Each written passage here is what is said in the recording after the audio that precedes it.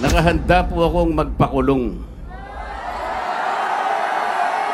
Kung kinakailangang maaresto po ako, wala pong problema. Kung ito po ang kabayarang hinihingi para ipagtanggol ko ang katarungan at ang pambansang kagalingan at ang interes ng mamamayang Pilipino. Dante Marcoleta! Marcoleta!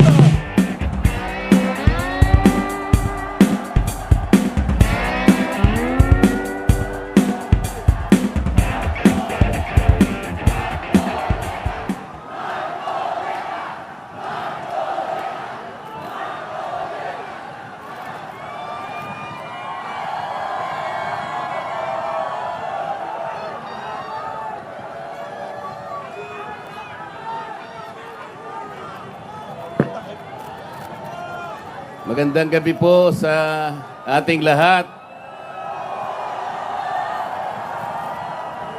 Unang-una na po ay gusto ko pong magpasalamat sa inyong lahat.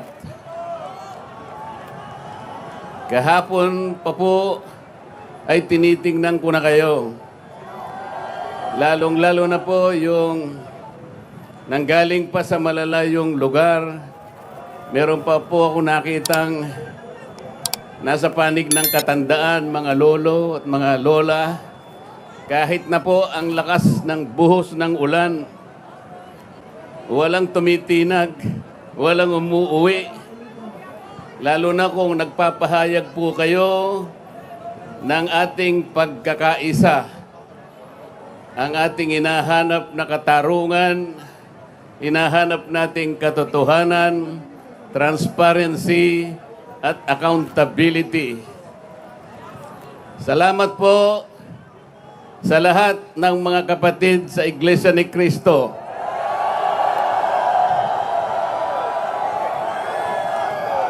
Salamat din po sa mga hindi kapatid ngunit nakikisang-ayon at sumusuporta sa pagkakaisa natin sa gabing ito. Ang iba po ay mga kakilala ko, yung iba po ay hindi ko man kakilala, ngunit nagpahayag po sila ng pagsuporta at pagmamahal sa ating bansa at sa ginagawa natin ngayon. Hindi na nga po sana ako pupunta dito.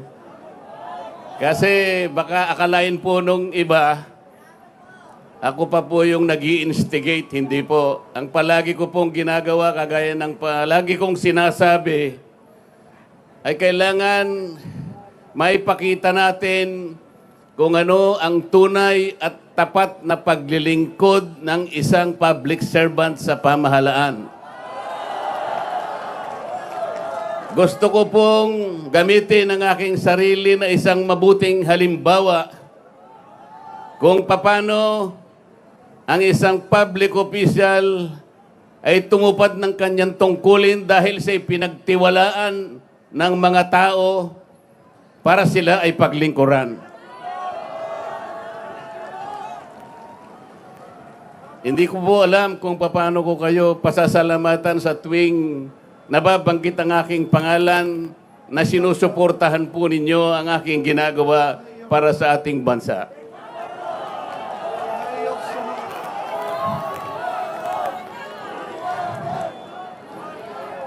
Pangalawang araw na po ito, ngunit hindi ko nakikita sa mukha ninyo ang kapaguran. Hindi ko po alam kung paano ako magpapasalamat sa inyo. Kung magagawa ko lang, napuntahan ko kayong isa-isa para yakapin ko kayo. Gagawin ko po.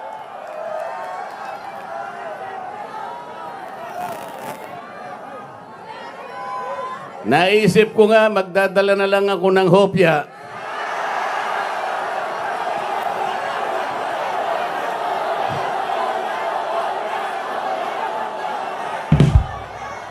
Pero nung makita ko po na napakarami ninyo, kahit 30 pabrika ng hopya, hindi magkakasa sa inyo.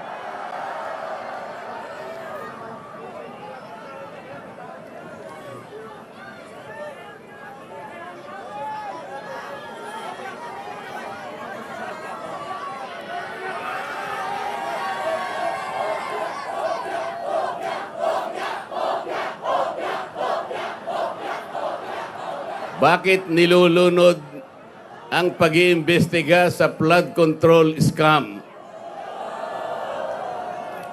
Bakit si Marcoleta ang ikukulong, kayo ang mandarambong?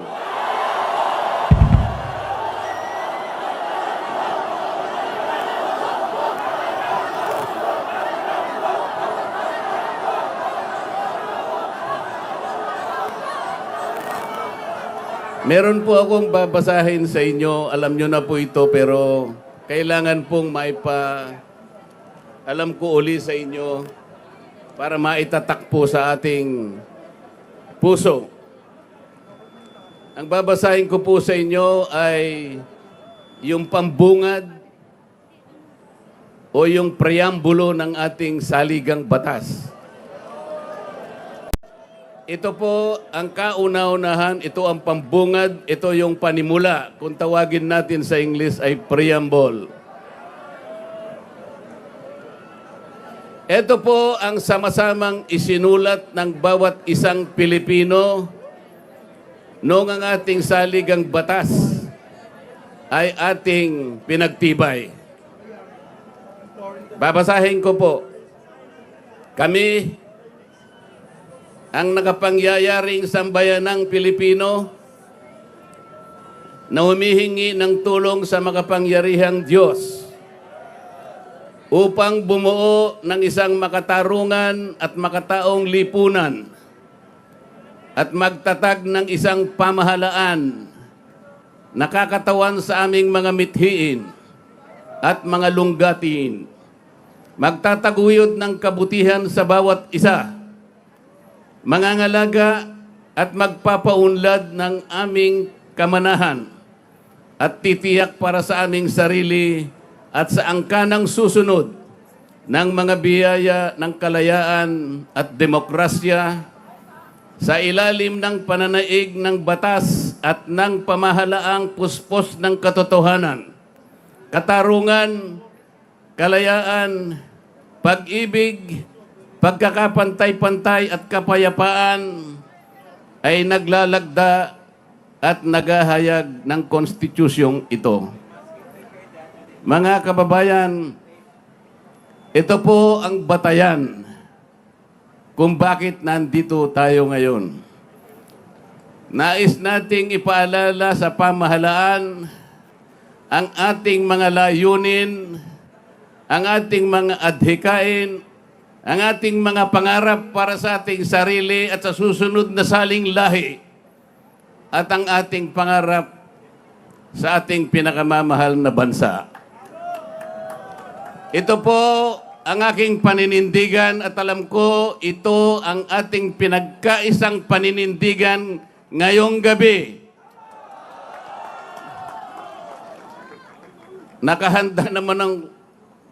Nakahanda po akong magpakulong. Kung kinakailangang maaresto po ako, wala pong problema. Kung ito po ang kabayarang hinihingi para ipagtanggol ko ang katarungan at ang pambansang kagalingan at ang interes ng mamamayang Pilipino,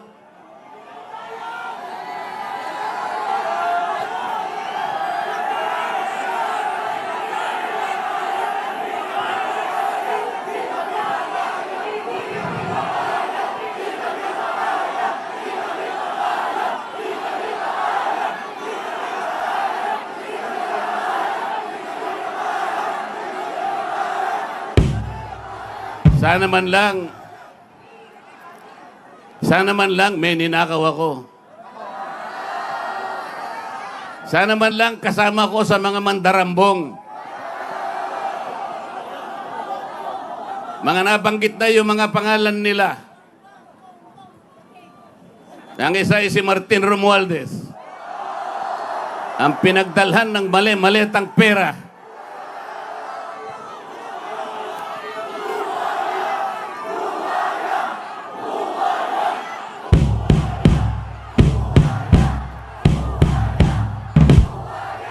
Ako po ang ibinibintang nila sa akin ay salaping pantulong para sa kampanya para ako ay manalong isang senador.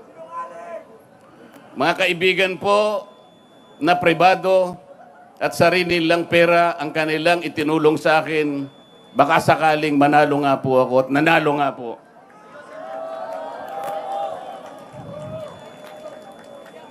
Hindi ko na po ipaliliwanag ang technicality kung paano nila inimbento ang isang gawa-gawang asunto laban sa akin.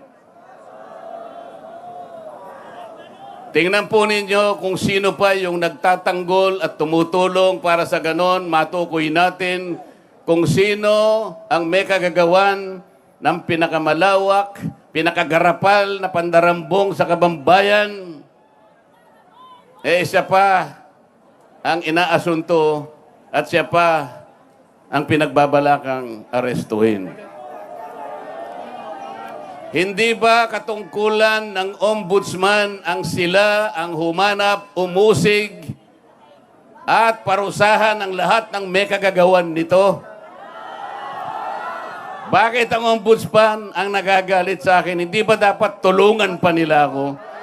Sapagkat iisa ang layunin namin. Ginawa po nilang politika ang lahat ng ito. Ang mga asunto po na sinampa laban sa akin ay nagsasaysay ng kwarta. Pero hindi nagbabanggit ng korupsyon. Nagsasaysay ng halaga, ngunit hindi binabanggit ng ill-gotten wealth. Ipinipilit na iugnay ang public office, ngunit walang binabanggit na abuse of public office. Naglulubid ng mga chismis, ngunit walang ebidensya. Naglulubid ng naratibong pampolitika, ngunit walang binabanggit na elemento o sangkap sa mga krimen na kanilang gawa-gawa. Yun po ang nakapagbibigay po ng malaking kalapastanganan sa ilalim po ng mga batas na umiiral sa ating bansa. Hindi ba sinabi natin, bawal ang bend the law?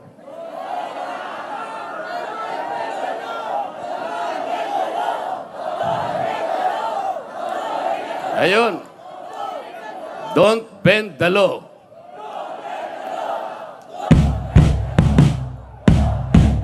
Paano naman kasi? Isa naman kasama ko doon sa bulwagan sa Senado, bigla na lang nagsalita.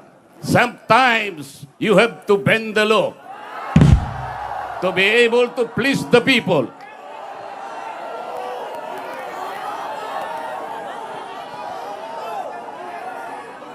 Sumagot naman yung kausap. Sumagot yung kausap.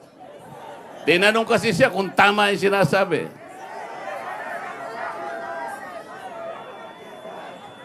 Ang sabi niya, yes, sir.